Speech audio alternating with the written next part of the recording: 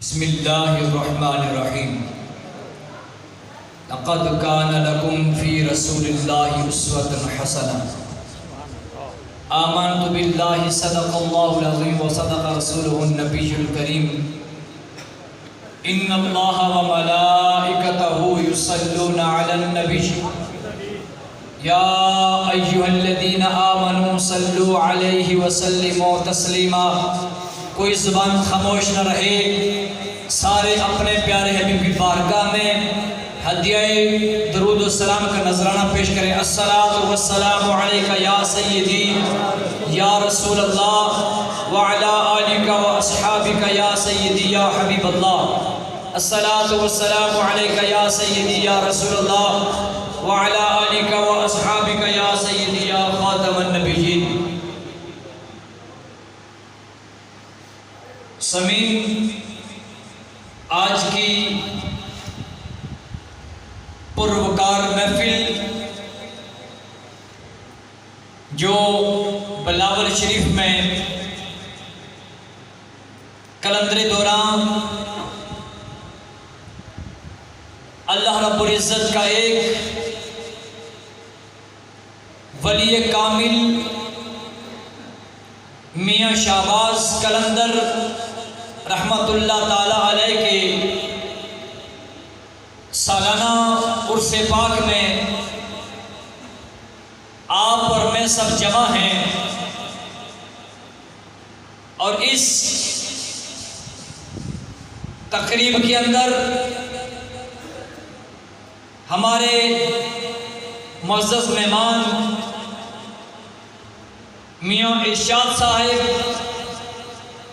اور سائیں منتظر صاحب، میاں دانیال صاحب اور ان کے ساتھ میاں عمران صاحب، نبیل صاحب جو سموڑ سے تشریف لائے ہیں، اشفاق صاحب بھی، اور قاسم صاحب چکوال سے۔ اللہ رب العزت سب کا آنا اپنی پاک بارگاہ میں قبول و منظور فرمائے، اور آپ کی اور میری یہاں محفل کی زینت، آپ کے میرے دلوں کی دھڑکن، میری مراد پیر رضوان مجید صاحب مدثر العالی، آپ اپنی مسند پر جلوہ افروز ہیں، سبحان اللہ۔ اور ہمارے عظیم نعت خان میرپور کی دھرتی سے تعلق رکھنے والے بہت سے نعت خان حضرات کے استاد محبوب قادری صاحب، اور ان کے ساتھ اہل بیت سے تشریف لانے والے ہمارے معزز مہمان میرپور کی سرزمین سے ذیشان شاہ صاحب، ان کو بھی میں اس محفل میں خوش آمدید کہتا ہوں، اور پھر مبارکباد کی مستحق ہے اس مسجد کی انتظامیہ، اہل علاقہ، اور بالخصوص عارف صاحب، آپ تمام احباب کے تعاون کے ساتھ جو اس باوقار محفل کا انعقاد ہے۔ ہر بندہ جو اس محفل میں آیا ہے وہ یہ نہ سمجھے کہ میرا نام نہیں لیا گیا۔ جب کسی خاص کی محفل میں آیا جاتا ہے تو وہ بھی خاص ہو جایا کرتا ہے۔ یہ نہیں کہ آپ اور میں کسی تعارف کے محتاج ہیں، آپ کا میرا نام لیا جائے گا تب آپ اور میں کسی مقام پر پہنچیں گے نہیں۔ جس ہستی کے سالانہ عرس میں آپ اور میں آئے ہیں، خاص بندے کی محفل میں آنا ہی یہ خاص لوگوں کا کام ہوا کرتا ہے۔ صرف اس رب کی بارگاہ میں اتنی دعا ہے کہ رب کائنات آپ سب کا مجھ سمیت آنا اس محفل میں قبول فرمائے۔ سامعین، محفل کافی دیر سے انعقاد پذیر ہے، میں چند گھڑیاں آپ کے سامنے اپنا یاد کیا ہوا سبق سناؤں گا۔ تقریب ہے عرس پاک کی اور ولی کامل کی، اور یہ خیرات ملتی ہے میرے آقا کے در سے، سبحان اللہ. اور یہ خیرات ملتی ہے حضرت علی رضی اللہ عنہ اور اہل بیت کی پاؤں کی خاک کو سرما بنانے سے. سبحان اللہ. اور آپ اگر یہاں بیٹھے ہیں تو کوئی بھی ولی جس کو آپ اور میں جانتے ہیں یا نہیں جانتے، وہ اپنا آئینے کا رخ کرتا ہے گنبد خضرا کی طرف.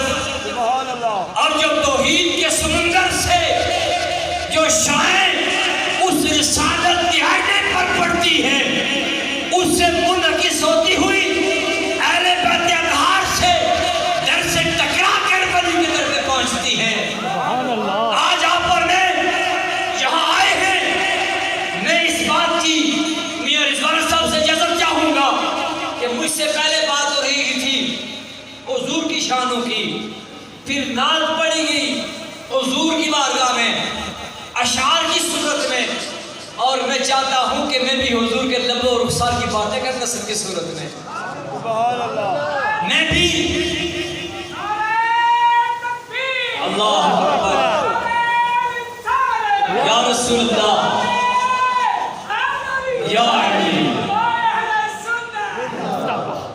آئیے تسکین جانے زار کی باتیں کریں، آئیے تسکین جانے زار کی باتیں کریں، ہجر کی شب سید ابرار کی باتیں کریں. سبحان اللہ. میرے بھائیوں، بزرگوں، دوستو، مختصر اس لیے اپنے الفاظ کو سمیٹ رہا ہوں، وقت اپنے دامن میں وسعت نہیں رکھتا. اس کے بعد انشاءاللہ ختم شریف بھی پڑھا جائے گا. آپ اور ہم حضور کے درود کی بات سنی، حضور کے اہل بیت اطہار کی بات سنی، حسنین کریمین کی بات سنی، حضور کے اصحاب کی بات سنی، خلفاء کا ذکر ہوا اشعار کی صورت میں. آپ کو ایک مثال دینا چاہتا ہوں. آپ اور میں جب سفر کرنے لگتے ہیں، یہ وقت چھوڑ دیں، یہ گھڑیوں کا، یہ موبائل کا، یہ سائنس کا.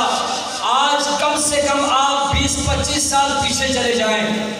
ہماری اور آپ کی مائیں، ہماری اور آپ کے والد، ہمارے آب و اجداد جب وقت معلوم کرتے تھے تو کیا کرتے تھے؟ باہر نکلتے تھے تو دیکھتے تھے آسمان پر لوئی والا تارا کہاں ہے. بزرگ جانتے ہیں، آپ اور میں شاید نہیں جانتے، لیکن میں نے بزرگوں کی مجلس کی ہے، پرانے لوگوں کے پاس بیٹھا ہوں، مجھے اس لیے پتا ہے. لوئی والا تارا دیکھا جاتا تھا، یہ معلوم کیا جاتا تھا صبح کا وقت کتنا ہے.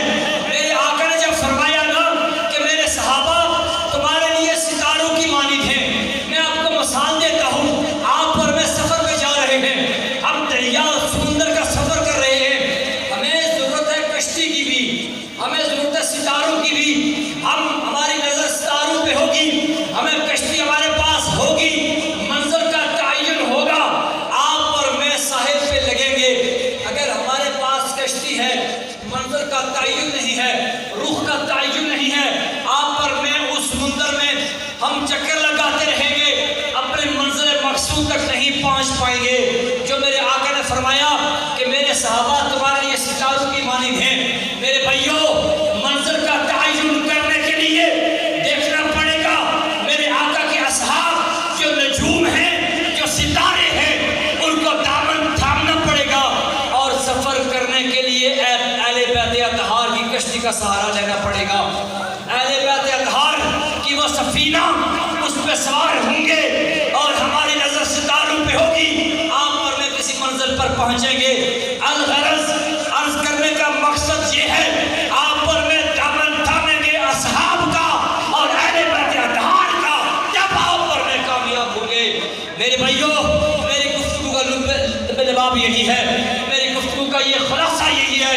میرے بھائیوں، بزرگوں، دوستو، آج ہم اگر یہ چاہتے ہیں، لوگ آپ کو یہ باتیں سناتے ہوں گے، ڈائریکٹ لگانے والے، اس اللہ سے مانگو.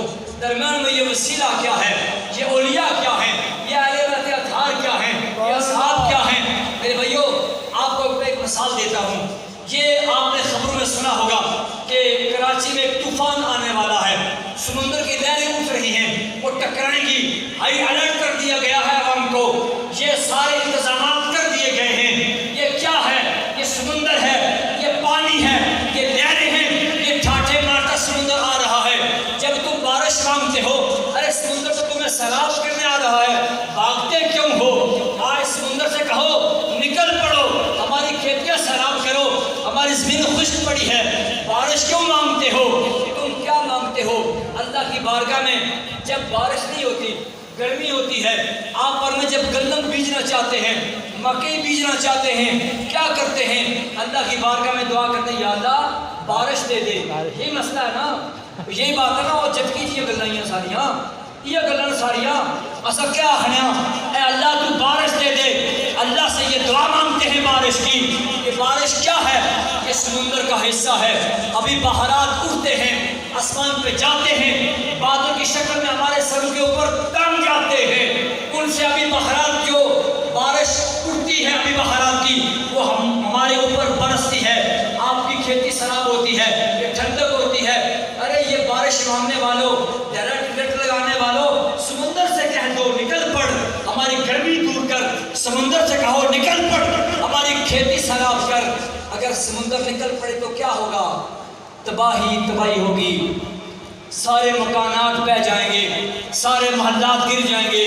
اگر یہ تباہی نہ ہوتی تو ہائی الرٹ کیوں کر دیا گیا ہے انتظامیہ کو؟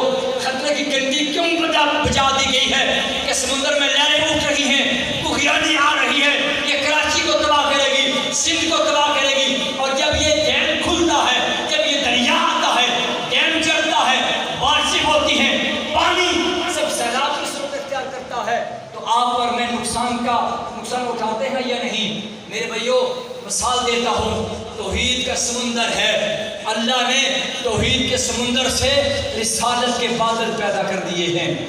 آج توحید کے سمندر سے اللہ رب العزت نے یہ ڈائریکٹ مانگنے والوں کو کہتا ہوں، بارش توحید سے یہ رسالت کے بادل کیوں مانگتے ہو؟ ڈائریکٹ سمندر سے کہو آؤ ہماری کھیتیاں خراب کرو، تمہارا کچھ نہیں بچے گا، تمہاری نسلیں تباہ ہو جائیں گی، تمہارے مکانات طے ہو جائیں گے، تباہ ہو جائیں گے۔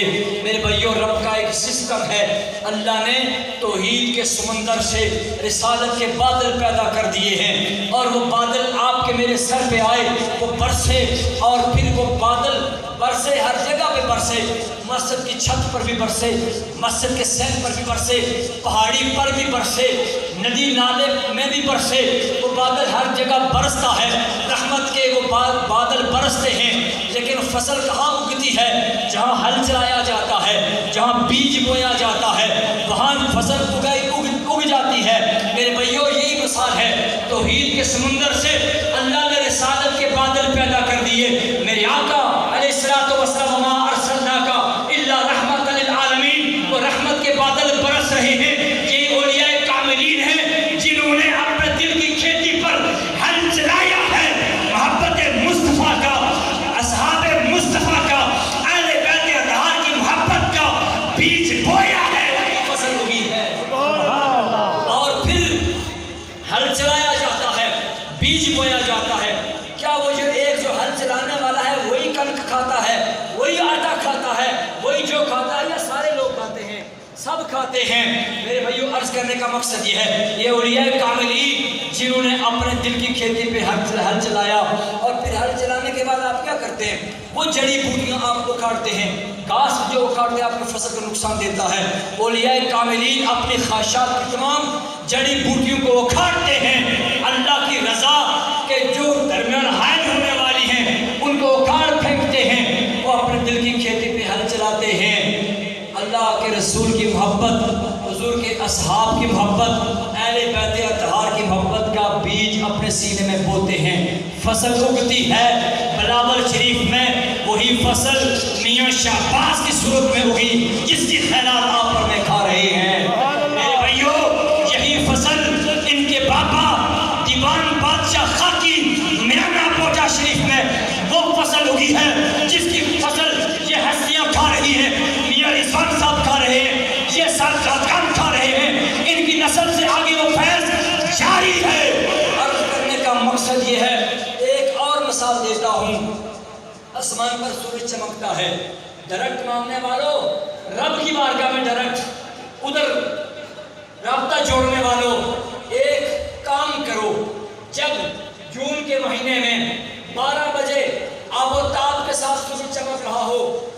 ذہن میں آ جاؤ، اپنے مکان کی چھت پہ کھڑے ہو جاؤ، مکان کی چھت پہ کھڑے ہو کے ٹکٹکی باندھ کے سورج کو دیکھو. اگر تم دیکھ پائے 30 سیکنڈ تمہیں دیتا ہوں، اگر دیکھ پائے تیری آنکھ برداشت کر پائی تو تیرا عقیدہ میں قبول کر لوں گا، اور اگر دیکھ نہ پائے تو پھر ان لوگوں کا عقیدہ اختیار کرنا پڑے گا، ان اولیاء کا عقیدہ اختیار کرنا پڑے گا. ارے ڈائریکٹ رب سے مانگنے والوں، ہماری آنکھ میں اتنی طاقت نہیں ہے کہ تم ٹکٹکی باندھ کے آسمان پہ چمکنے والے سورج کو دیکھ سکو. ارے وہ میرے رب کی توحید کا وہ سورج چمکتا ہے. ادھر ایک آئینہ ہے جو رسالت باب کا آئینہ ہے.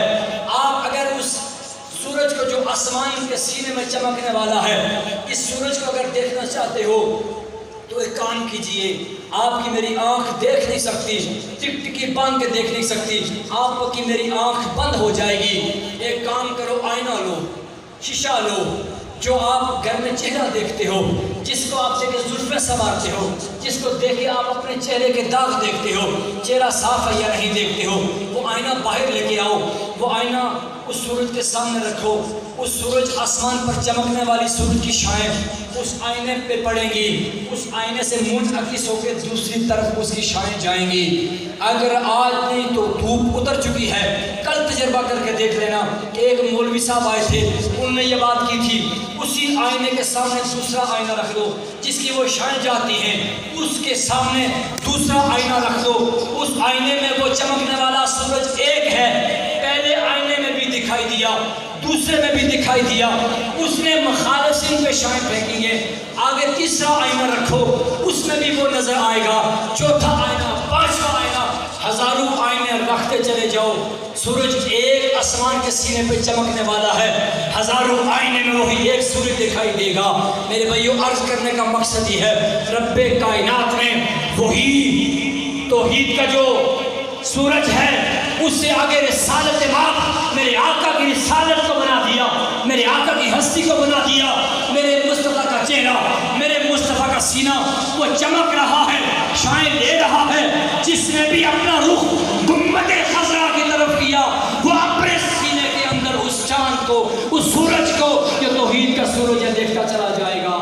اور آج صرف شرط کیا ہے؟ آئینے کا رخ ٹھیک ہو. آپ نے آئینہ رکھا اور جس صرف کو شعائیں گئی آپ نے ان کے سامنے نہ رکھا، رخ ٹھیک نہ رہا، آپ کا وہ سورج اس دوسرے آئینے میں دکھائی نہ دے گا. عرض کرنے کا مقصد یہ ہے، آپ کا میرا رخ ٹھیک ہونا چاہیے.